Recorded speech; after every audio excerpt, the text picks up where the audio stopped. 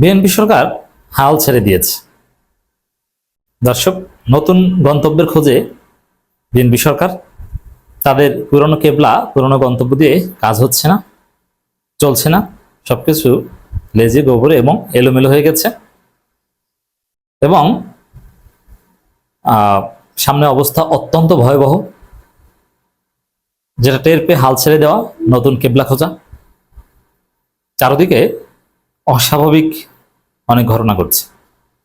দর্শক, একদিকে বিশ্ববিখ্যাত টাইম ম্যাগাজিন তারেক রহমানকে বিশ্বের প্রভাবশালী 100 ব্যক্তি তালিকার মধ্যে রাখছে, যেটা একদম ফালতু। কারণ তারেক রহমান নতুনভাবে এমন প্রভাবশালী হয়ে ওঠেন নাই, টাকা পয়সা নাই, বেচারার ইনকাম নাই, প্রধানমন্ত্রী হিসাবে নিজেকে ফেসিস্ট বানাতে পারেন নাই, তেমন কর্তৃত্ব করতে পারেন নাই, সে নাকি 100 জন প্রভাবশালীর মধ্যে হয়ে গেছে।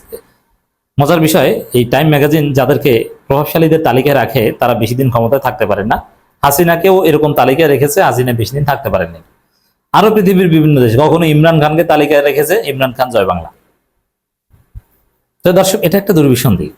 তো সেখানে আইএমএফ বলেছে যে এক ভয়াবহ মন্দার পথে বিশ্ব অর্থনীতি এবং বাংলাদেশে ভয়াবহ জ্বালানি সংকট আপনারা দেখছেন।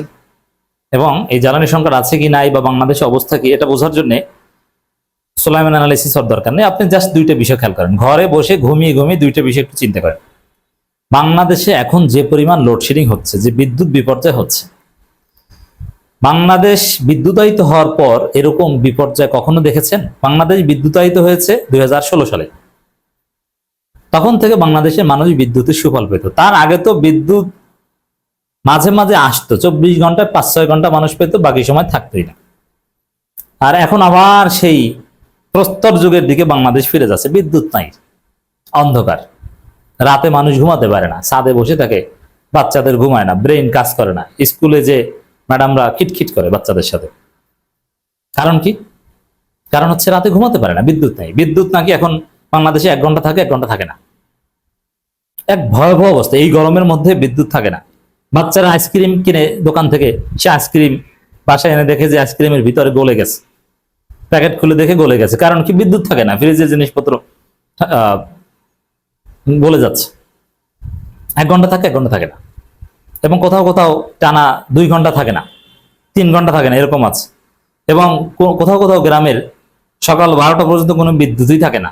বিদ্যুৎ যাওয়া আসার খেলা শুরু হয় সকাল 12টা থেকে, তার আগে থাকেই না।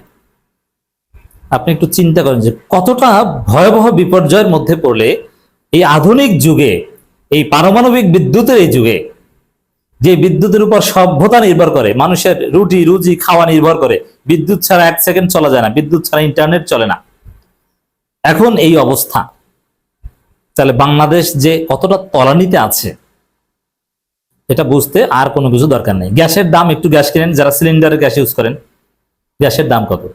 জীবনে এত দামের গ্যাস দেখেছেন বাংলাদেশে? সরকার নির্ধারিত যে গ্যাসের দাম, ওর কোনো দাম আছে? সরকারের কথা কেউ শোনে? এর মানে আমেরিকার হাত ধরে ক্ষমতায় আসা, মার্কিন ডিপ স্টেটের কথায় চলা, এটা ধ্বংস হয়ে যাচ্ছে। এতে কোনো কাজ হচ্ছে না, দেশ চলছে না। আমেরিকার কথায় চলে বিদ্যুৎ উৎপাদন হচ্ছে না, জ্বালানি সংকট নিরসন হচ্ছে না। বরং যতটুকু বাংলাদেশ টিকে আছে, ওই যে 1 ঘন্টা পর পর আসে বা সকাল 12টার পর বিদ্যুতের দেখা পান, আপনি কোন রকম একটু মোবাইলে চার্জ দিয়ে রাখতে পারেন, অথবা যারা একটু ধনী, যারা আইপিএস কিনতে পারছেন, তারা একটু যে আইপিএস তো চার্জ হওয়া লাগে, যে চার্জ দিতে পারছেন, এটা পারছেন চীনের কল্যাণে, এটা পারছেন বাংলাদেশের জনগণ ইরানের পক্ষে ছিল এই কারণে ইরানের মহানুভবতায়, আমেরিকার কল্যাণে না। অথচ আমেরিকার কোলে উঠে বসে আছে, আমেরিকার এক দালালকে পররাষ্ট্রমন্ত্রী বানানো হয়েছে। দর্শক, আমেরিকার লাইনে আবার আমেরিকার নিয়ন্ত্রণাধীন ওয়ার্ল্ড ব্যাংক, আইএমএফ থেকে 200 কোটি টাকা খয়রাত আনছেন বা লোন আনছেন। খয়রাত না লোন, এটা আবার স্পষ্ট করছেন না। এবং এইসব খয়রাত বা লোন যেটাই হোক না কেন, এটা আনতে গেলে যে কোন ধরনের দালাল হতে হয় আমেরিকার, এটা সবাই জানে। যে দালালের লিখিত চুক্তি হয় যে আমি দালালের বাচ্চা দালাল, আমার 14 গোষ্ঠী দালাল, আমেরিকা আব্বা আপনি যা বলবেন সেটা শুনবো, আমাকে 200 কোটি টাকা লোন দেন বা খয়রাত দেন।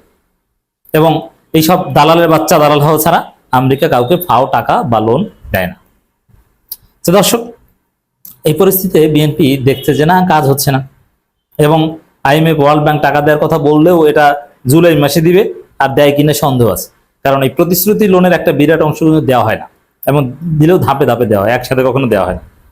অতএব চোখে মুখে অন্ধকার দেখছে, হাল ছেড়ে দিয়েছে যে আর চলছে না। এখন আমরা দেখতে পাচ্ছি নতুন গন্তব্যের খুঁজে বিএনপি সরকার, চীনের পথে বিএনপির প্রতিনিধি দল। চীনকে মারাত্মক অপমান করেছে বিএনপি। বিএনপি যদি রাজনীতি ফরেন পলিসি শিখতে চায় তাহলে শেখ হাসিনার কাছ থেকে শিখতে হবে। শেখ হাসিনা দীর্ঘদিন ক্ষমতা ছিল চীনকে, ভারতকে এক নৌকায় রেখে, চীনকে মারাত্মক অপমান করেছে। চীনকে সেই তিস্তা প্রজেক্ট দেওয়া হয়নি এখনো, এবং এতটাই অপমান করেছে বিএনপি চীনকে, যার ফলে চীন তার অনুদান কার্যক্রম চালায় সরাসরি বিরোধী দলের মাধ্যমে। রমজান মাসে আপনারা দেখেছেন, এটা নজিরবিহীন, এটা হওয়ার কথা ছিল না, কিন্তু এটা হয়েছে। চীন মারাত্মক অসন্তুষ্ট বিএনপির প্রতি, এবং খলিল রহমান ভারতে দৌড়ে গেছে, কিন্তু চীনে যায়নি। চীনে এখন মরিশাস থেকে যাবে, মানে আগে গেছে ভারত। বিএনপির কেবলা ভারত, আমেরিকা, এটা স্পষ্ট। যার ফলে চীন জামাতের হাত ধরেছে এবং তাদের অনুদান কার্যক্রম চালায় জামাতের মাধ্যমে।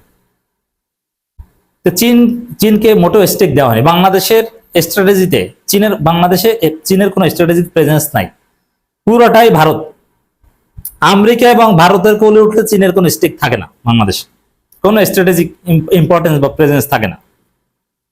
তা এখন যে দেখছে না ভারত আমেরিকার কোলে উঠে কোনো লাভ নাই, দেশ ধ্বংস হয়ে যাচ্ছে, প্রস্তর যুগে যাচ্ছে, এই যে বিদ্যুৎবিহীন এক প্রস্তর যুগের দিকে যাচ্ছে। এই বিএনপি ক্ষমতায় থাকলে যদি তারা লাইনে না আসে, তাহলে এই যে এখন সকাল 12টা থেকে একটু একটু বিদ্যুৎ পান না, ওটাও পাবেন না। হারিকেন কেনেন আর কেরোসিন তেল কেনেন, এই জ্বালানি সংকটের কারণে কিনা কেরোসিন তেলই না পাওয়া যায়। মোমবাতির ফ্যাক্টরি দেন, এবং বেশি বেশি হাত পাখা বানান, চরমনের সাথে যোগাযোগ করেন, আমাদের হাত পাখা দেন, বাঁচতে পারবেন না নইলে। বাসা বাড়িতে যারা বেশি জানালা টানালা দেন নাই, দক্ষিণ দিকে দেয়াল ভেঙে, দেয়াল কেটে মেশিন দিয়ে তারপরে জানালা বানান, টিকতে পারবেন না। অনেক মানুষ ঢাকা ছেড়ে গ্রামে চলে যেতে বাধ্য হবে, এই পরিস্থিতি আসছে। তো দর্শক, এখন চোখে মুখে অন্ধকার দেখে এখন চীনের পথে বিএনপির প্রতিনিধি দল।